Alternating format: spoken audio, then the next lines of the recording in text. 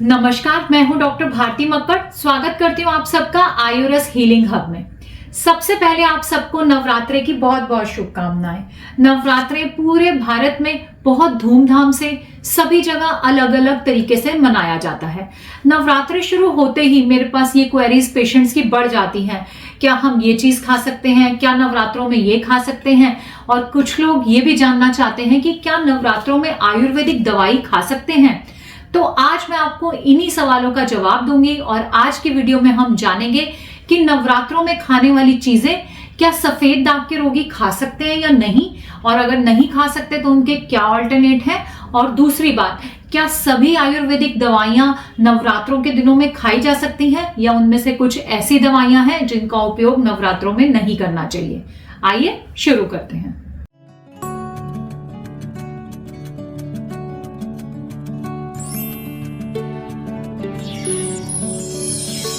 आयुर्वेद के अकॉर्डिंग भी फास्टिंग यानी कि उपवास हमारे शरीर के लिए बहुत जरूरी है।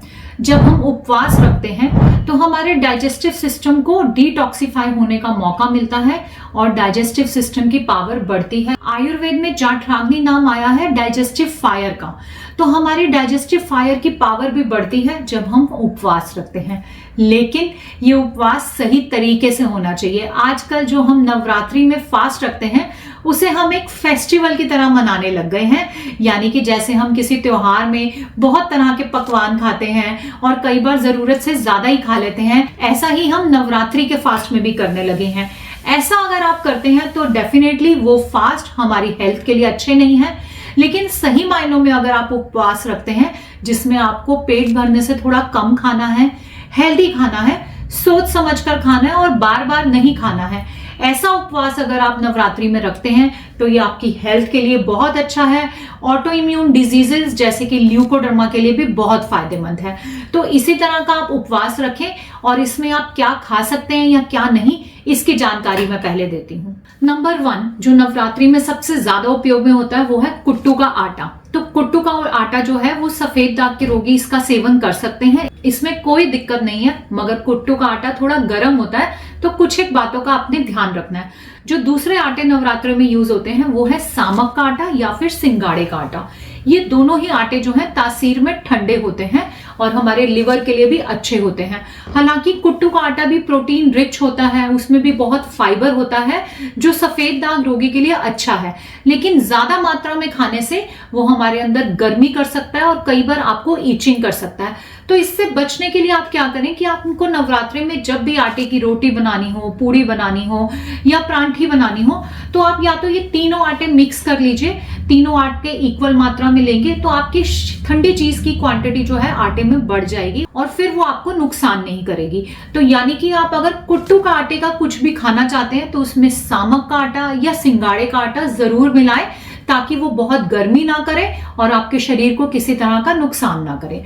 दूसरी जो कॉमन चीज हम व्रत में यूज करते हैं वो है साबूदाना। साबूदाना भी सफेद दाग के रोगी आराम से खा सकते हैं। इसमें बहुत एनर्जी होती है, व्रत में खाने से ये पेट को भी अच्छी फीलिंग देता है। तो अगर आप दिन में एक बार जब अपना खाना खाते हैं उसमें साबूदाने का कुछ खाना चाहें, साबूदाने की टिक्की या साबूदाने की खिचड़ी, क्योंकि टिक्की का इस्तेमाल भी अगर आप रोज करते हैं तो वो भी फ्राइड हो जाता है। आप अगर टिक्की भी खाना चाहें तो शैलो फ्राई करें, यानी कि तवे पे 1-2 चम्मच तेल डालकर आप टिक्की को शैलो फ्राई करें और तभी उसका उपयोग करें। तीसरी चीज जो बहुत कॉमनली यूज होती है वो है सामक के चावल। सामक के चावल की आप चावल बना सकते हैं, उसकी आप खिचड़ी बना सकते हैं और ये भी बहुत light easily digestive food item है। अगर इसका उपवास में आप सेवन करते हैं तो आपकी डाइजेस्टिव फायर जो है तेज होगी, आपका पाचन बिल्कुल सही रहेगा। इसका इस्तेमाल भी आप रोज कर सकते हैं। इसके अलावा आप सब्जियों में अगर बात करें तो सबसे ज्यादा इस्तेमाल की जाने वाली सब्जी है आलू। इसका उपयोग भी सफेद दाग में जितनी मर्जी क्वांटिटी में कर सकते हैं। आप आलू की टिक्की बना सकते हैं, अगर बहुत स्वाद कुछ खाना चाहते हैं तो आलू के फ्रेंच फ्राइज खा सकते हैं। आप आलू को आटे में मिलाकर उसकी परांठी या रोटी बनाकर खा सकते हैं। आप आलू की सब्जी भी खा सकते हैं। तो इस तरह से आलू की बहुत वैरायटी है। लेकिन बार बार मैं बोलूंगी कि आप व्रत रखने का मतलब ये नहीं है कि आप बार बार रोज कुछ तला हुआ ही खाते रहें। आलू का इस्तेमाल करें लेकिन कोशिश करके बहुत तला हुआ डेली ना खाएं। नेक्स्ट जो चीज इसमें आएगी वो है पनीर। पनीर का उपयोग आप कर सकते हैं। पनीर क्योंकि प्रोटीन रिच है, हेल्दी डाइट के लिए बहुत अच्छा ऑप्शन है। आप चाहें तो कच्चा पनीर खा सकते हैं, चाहे तो घर पे ही तवे पे पनीर को सेक कर पनीर टिक्के की तरह खा सकते हैं। आपने ध्यान रखना है कि उसमें आपने नींबू नहीं डालना, आपने चाट मसाला नहीं डालना। आप चाहें तो उसके साथ पुदीने और धनिए की चटनी बनाकर भी उसे उपयोग में ला सकते हैं।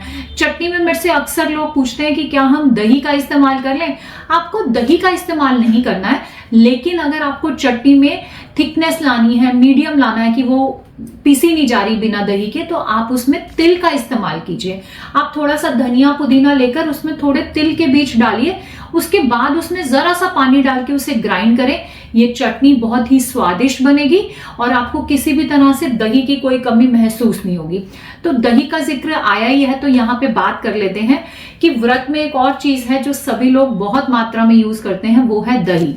लेकिन सफेद दाग रोगियों को दही का इस्तेमाल नहीं करना है। तो दही के इस्तेमाल से आपको बचना है और समझना है कि दही की पूर्ति आप कैसे करें। दही का ज्यादातर लोग इस्तेमाल इसलिए करते हैं कि हम कुट्टू का आटा खाते हैं जो कि गर्म होता है, तो उसके साथ कोई ठंडी चीज खाने का मन करता है। इसीलिए मैंने आपको बताया कि आप डायरेक्ट कुट्टू का आटा ना इस्तेमाल करके मिक्स आटा यूज करें, जिससे उसकी तासीर गर्म ना रहे। और दही आप नहीं ले सकते, इसकी जगह आप कोई ना कोई सब्जी बनाकर उसके साथ खाएं, आप चटनी का उपयोग करें और आप अपने पेय पदार्थों में भी कुछ ठंडी चीज का इस्तेमाल करें। तो अगली बात करते हैं हम पेय पदार्थों की, यानी कि लिक्विड ड्रिंक की। और नवरात्रों में या किसी भी तरह की फास्टिंग में सबसे ज्यादा इंपॉर्टेंट है कि आप अपने आप को हाइड्रेट रखें, यानी कि पानी की क्वांटिटी बढ़ाएं। तो पेय पदार्थों में एक तो आप दूध का इस्तेमाल कर सकते हैं। दूध जो है पूरी तरह सेफ है, बस आपको ये ध्यान रखना है कि दूध और खाने में 2 घंटे का गैप हो।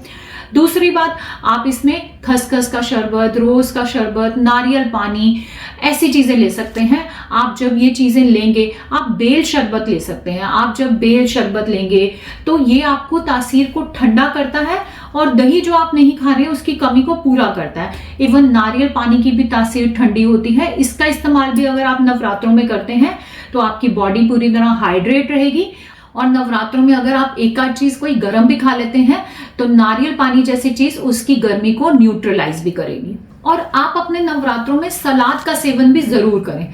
सलाद में आप गाजर खा सकते हैं, खीरा ले सकते हैं, ककड़ी खा सकते हैं, मूली या चुकंदर का भी सेवन कर सकते हैं। इसमें गाजर और चुकंदर तो बहुत फायदा करता है और गर्मियों में खीरा भी फायदा करता है, तो ये सफेद दाग की रिकवरी के लिए भी अच्छा है।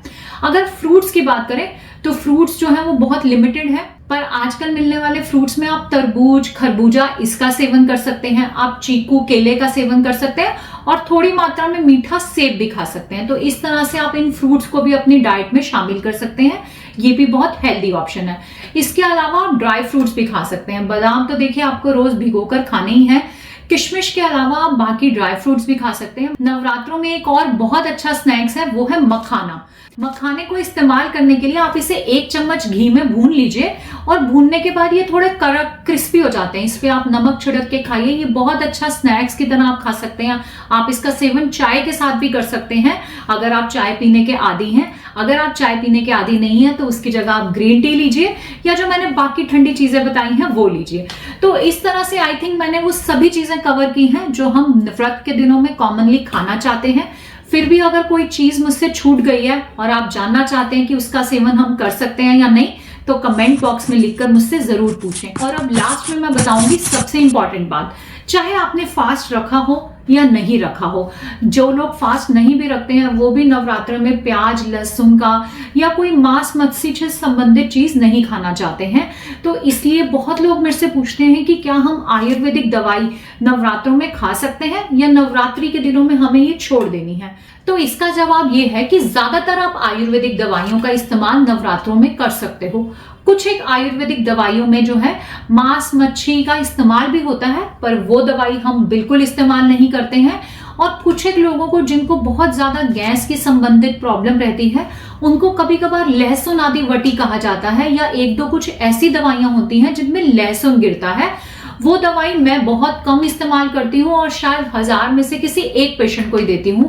तो अगर आप लहसुन आदि वटी इस्तेमाल कर रहे हैं तो वो आप चाहें तो नवरात्रि में छोड़ सकते हैं, क्योंकि आप नवरात्रि में लहसुन का उपयोग नहीं करना चाहते। बाकी सफेद दाग से संबंधित जितनी भी कॉमन दवाइयां हैं, इनका इस्तेमाल आप नवरात्रि में आराम से कर सकते हैं। ये किसी तरह से आपकी पवित्रता को या किसी तरह से धार्मिक किसी बात के अगेंस्ट नहीं जाएगा और आपकी रिकवरी में भी बाधा नहीं करेगा। तो इस तरह आप नवरात्रि के दिनों में फास्ट रखें और थोड़ा संयम से फास्ट रखें, ताकि आपको रिकवरी में भी फायदा हो, वो आपकी फिजिकल हेल्थ के लिए भी अच्छा रहे और मेंटल हेल्थ के लिए भी अच्छा रहे। मिलते हैं अगले वीडियो में एक नए टॉपिक के साथ। तब तक के लिए जय माता दी।